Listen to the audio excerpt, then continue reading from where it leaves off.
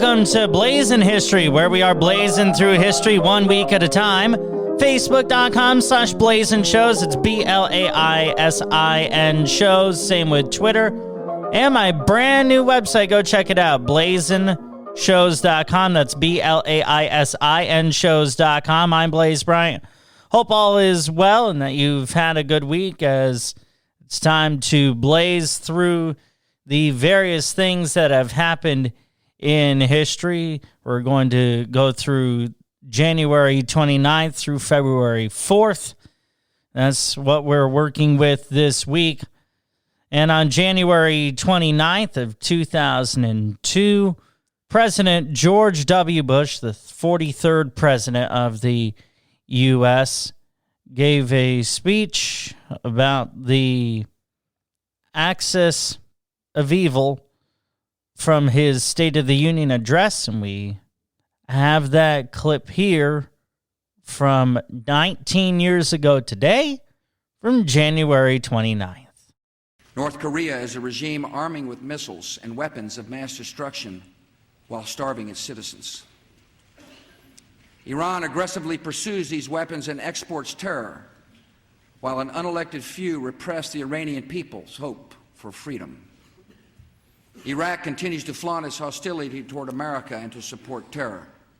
The Iraqi regime has plotted to develop anthrax and nerve gas and nuclear weapons for over a decade. This is a regime that has already used poison gas to murder thousands of its own citizens, leaving the bodies of mothers huddled over their dead children. This is a regime that agreed to international inspections, then kicked out the inspectors. This is a regime that has something to hide from the civilized world. States like these and their terrorist allies constitute an axis of evil, arming to threaten the peace of the world by seeking weapons of mass destruction. These regimes pose a grave and growing danger. They could provide these arms to terrorists, giving them the means to match their hatred. They could attack our allies or attempt to blackmail the United States. In any of these cases, the price of indifference would be catastrophic. We will work closely with our coalition to deny terrorists and their state sponsors the materials, technology, and expertise to make and deliver weapons of mass destruction. We will develop and deploy effective missile defenses to protect America and our allies from sudden attack.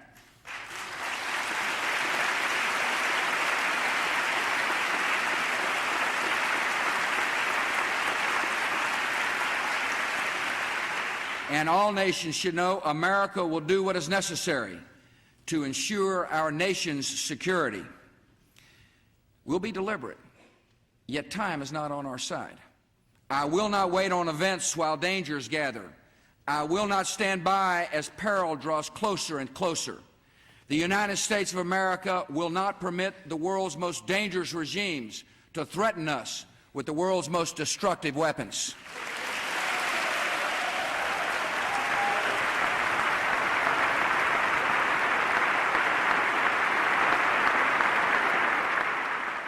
That is President George W. Bush from January 29th of 2002, as this was just months after 9/11, and as we were waging the war in Afghanistan and about to do so in Iraq. I was just 10 years old at the time, and hearing that, I remember hearing it then, and I remember hearing it now, and wow, it's just a really, frankly to me, very chilling thing. Moving on to January 30th, on this date in 1948, Mohandas Gandhi was assassinated, the leader of India who strived for equity and independence and believed that everyone had a shot. We have a tribute from shortly after his death. I'm not sure exactly when this was recorded, but as we pay tribute to Gandhi, who was assassinated on January 3rd, 1948. The little figure of Mohandas Gandhi held a spirit more powerful than 100 tyrants. Reverent crowds followed him the length and breadth of India in his unceasing pilgrimage to raise the people up to the light of freedom. Gandhi, an Orthodox Hindu, was born in 1869 into a Baniya family of Indian class traditions. He renounced his position and wealth to form a group whose ideas confounded the brutes of the world. He spread his philosophy across a continent that had languished for centuries under unwelcome rule, erupting time and again into bloody rebellions.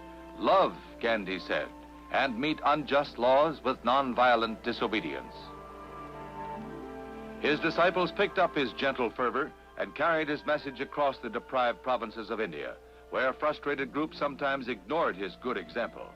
Gandhi fasted in penance and often was condemned to prison. Aware of his nation's shortcomings, a land separated by 14 assorted languages, hundreds of different dialects, and a deep-rooted caste system, he walked among untouchables, preaching and living the unity of brotherhood. In England, 40 years of bitter striving for Indian independence began to bear fruit as Gandhi arrived there with fellow representatives. The English, traditionally uncomfortable in the role of tyrant, were ready to drop the yoke. In 1947, the English announced a partition plan aimed at relieving hostilities between India's Hindus and Muslims. There was a bloodbath of repercussions, but it led to India's emergence as a sovereign, independent state. Ironically and tragically, true independence did not come until 1950. Gandhi did not live to see it. He was assassinated in 1948. The man who had done more than any other for a nation that revered him as a living saint was lost to it and the world. The funeral procession crossed the land now plunged into grief.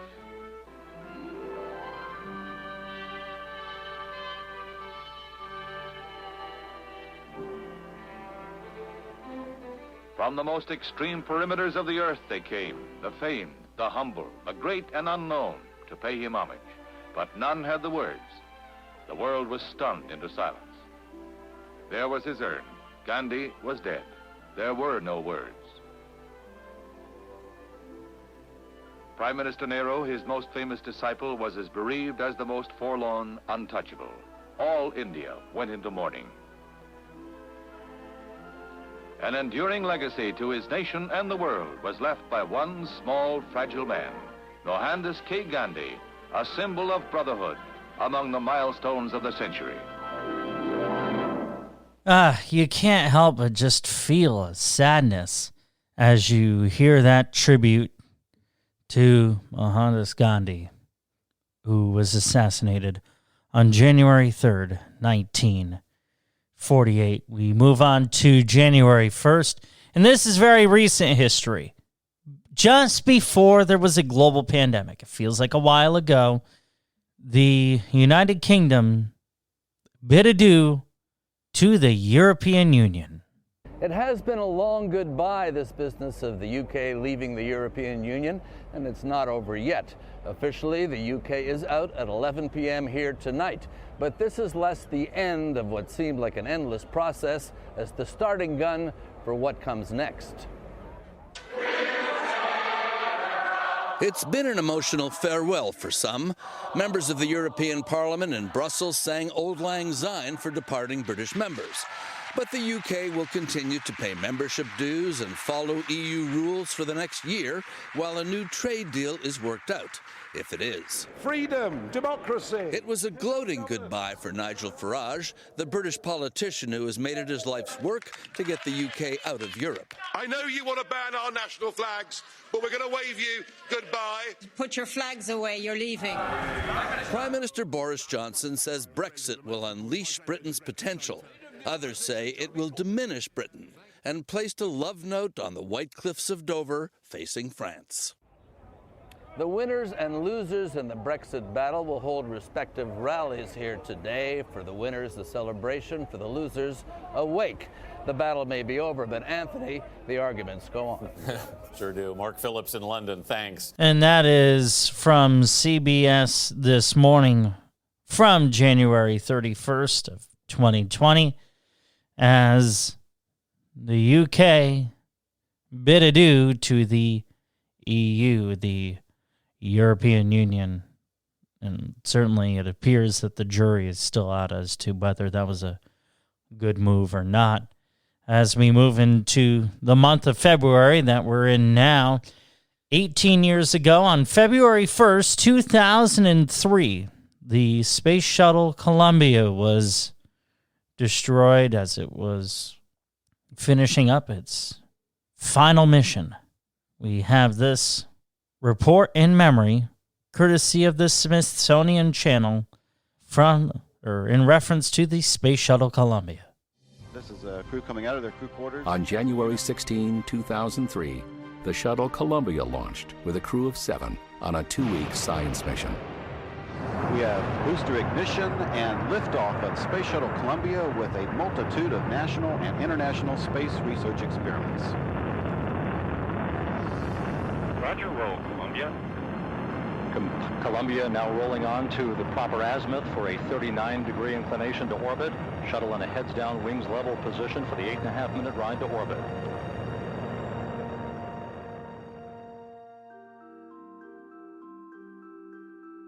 During their mission, they chatted with their astronaut colleague and friend Ken Bowersox, who was on the space station.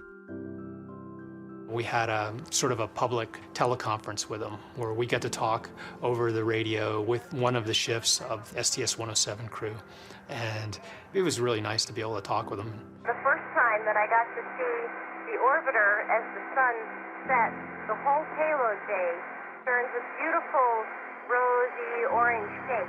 It was funny, we were talking about what we were doing, the science we were doing, and then one of the crew members came up and said, hey, enough of that, let's say, how are the families doing? How are your kids? A smooth and successful mission was coming to a close as Columbia approached Earth's atmosphere. This is amazing. It's really getting really bright out there. Yeah, you definitely don't want to be outside now. I don't have to backload point. Columbia, Houston, comm check.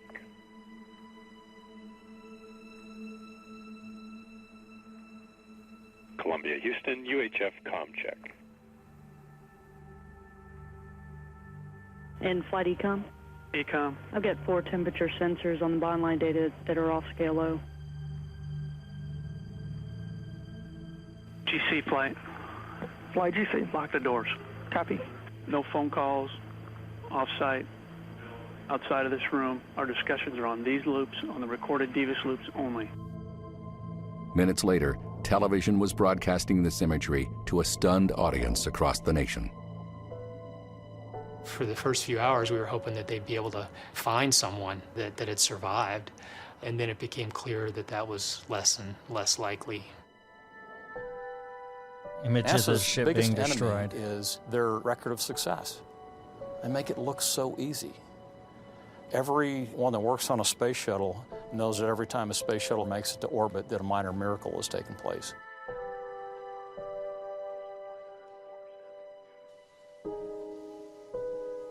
Investigators collected thousands of fragments of debris and slowly pieced together what happened.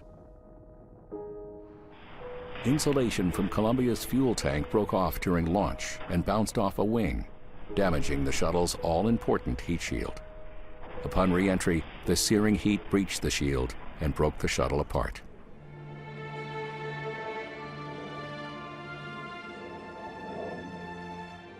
One of the lessons from Columbia was similar to the lesson on Challenger. Humans can make bad decisions.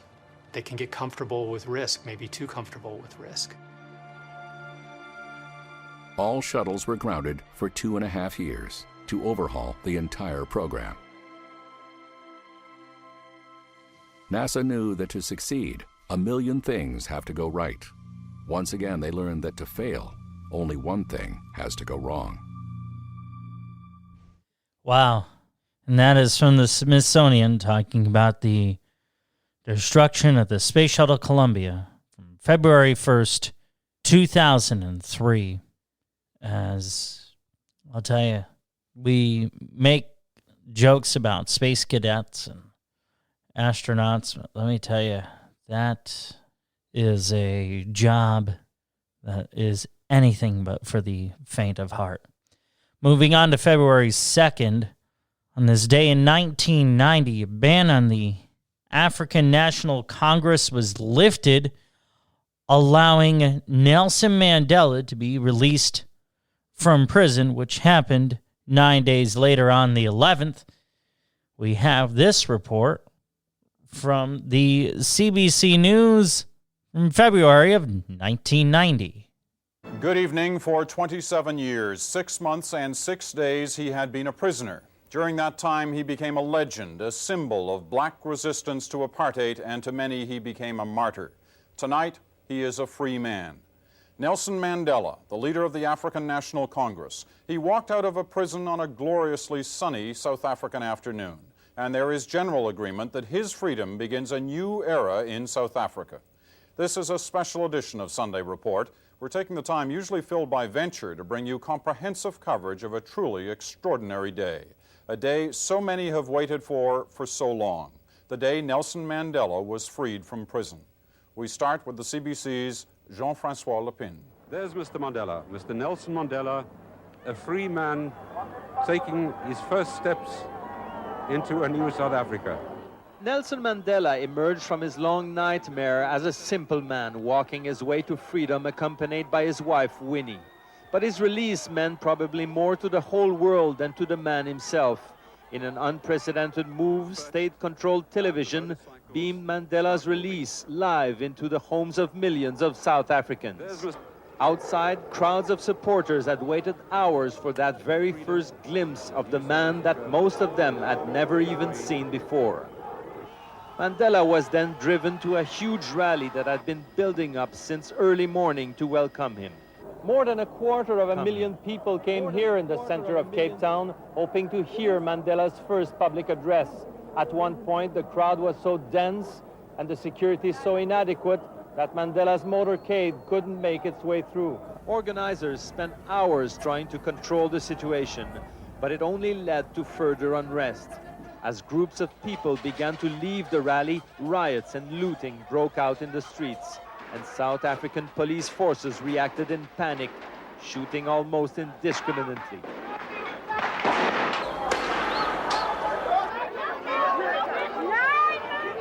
Dozens of people were wounded. Journalists were also hit. As the violence went on, Nelson Mandela finally showed up at the rally.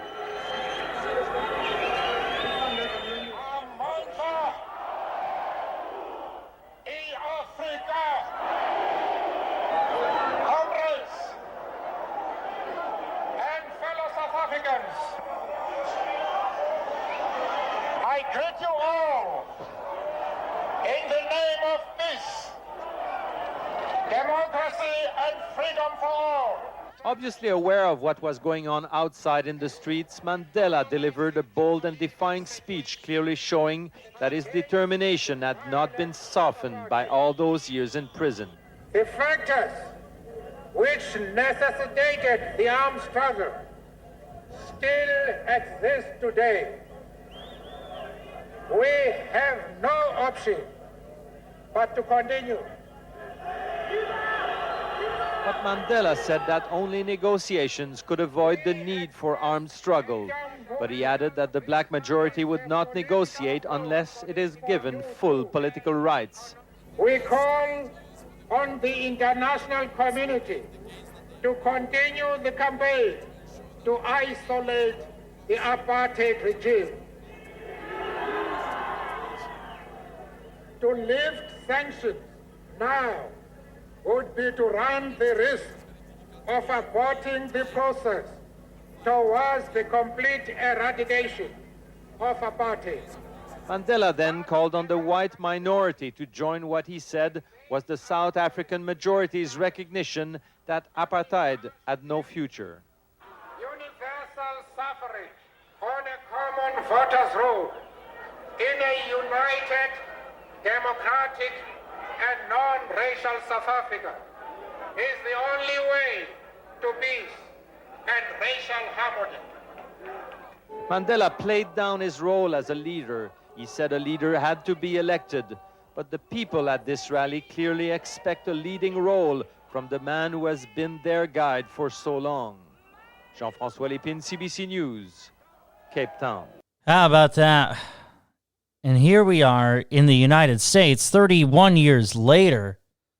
And while we're not necessarily dealing with apartheid, certainly racism is very much alive and well. And what the solution is to fix the issues is a debate that we could have for seemingly the rest of time.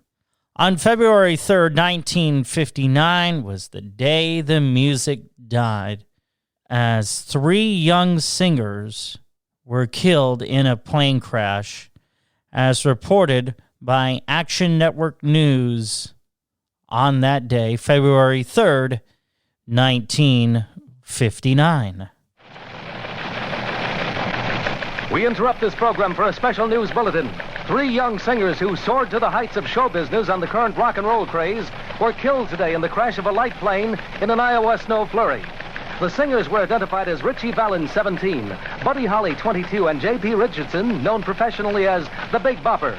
The aircraft, chartered from the Dwyer Flying Service, crashed near Mason City, ironically the setting for the prominent musical The Music Man. The pilot, Roger Peterson of Clear Lake, Iowa, was also killed. The 3 singers had appeared at the Surf Ballroom in Clear Lake, Iowa last night and were on their way to Fargo, North Dakota. Their small chartered plane crashed in a lonely farmyard about 15 miles northwest of Mason City. Cause of the crash was due to inclement weather conditions. Details upcoming from Action Central News. All right, and that is from Action Central News from February 1959.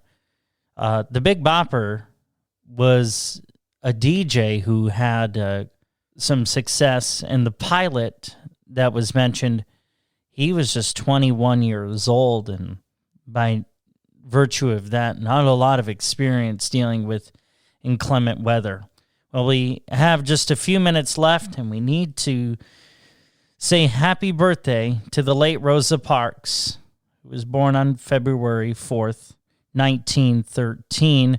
Here's an interview from 1995 as she talked about the civil rights movement, how it all started with the bus boycott. I was arrested on December 1st, 1955 for refusing to stand up on the orders of the bus driver after the white seats had been occupied in the front.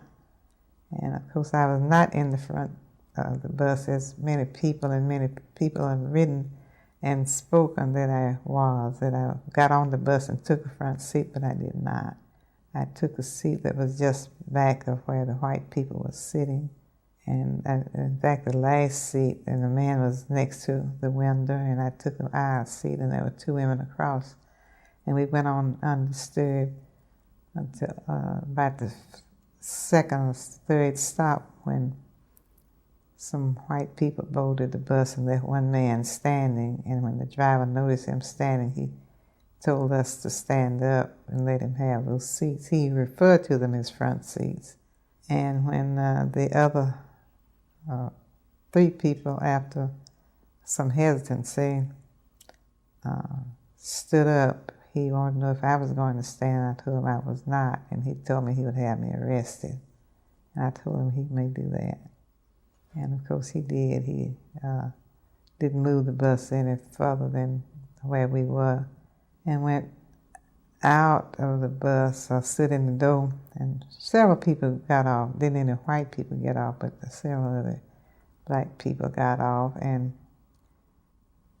shortly thereafter, the 2 policemen came on the bus, and one asked me if the driver had told me to stand, and I said yes. And he wanted to know why I didn't stand. I told him I didn't think I should have to stand up. And then I asked him, why did they push us around? And he said, and I quote him, "I don't know, but the law is a law and you are under arrest." And with that, I got off the bus under arrest. It was put in the paper that I had been arrested, And of course, there were people, Mr. E.D. Nixon, who was the legal redress chairman of the NAACP, the Montgomery branch of the NAACP. And he'd been made a number of calls during the night and called a number of ministers. And they set a meeting for this. I was arrested on Thursday evening, and on Friday evening is when they had the meeting at the Dexter Avenue Baptist Church where Dr. Martin Luther King was the pastor. And a number of citizens came, and I told them the story. And then from then on, it became news about my being arrested. And on my trial, which was December 5th, is when they found me guilty, and I was, the lawyers, Fred Gray and Charles Langford, who were representing me, they filed an appeal. And of course, I didn't pay any fine. They set a meeting at the Holt Street Baptist Church on the evening of December 5th, because that was December 5th was the day that people stayed off in large numbers and did not ride the bus. In fact, most of the buses, I think all of them were just about empty, with the exception maybe a very, very few people. And when they found out that one day's protest had kept the people off the bus, they made it came to a vote actually, and it was unanimously decided that they would not ride the buses anymore until changes for the better were made. Wow. And that is Rosa Parks, the late Rosa Parks, talking about the bus boycott, 1955, start to the civil rights movement and police brutality.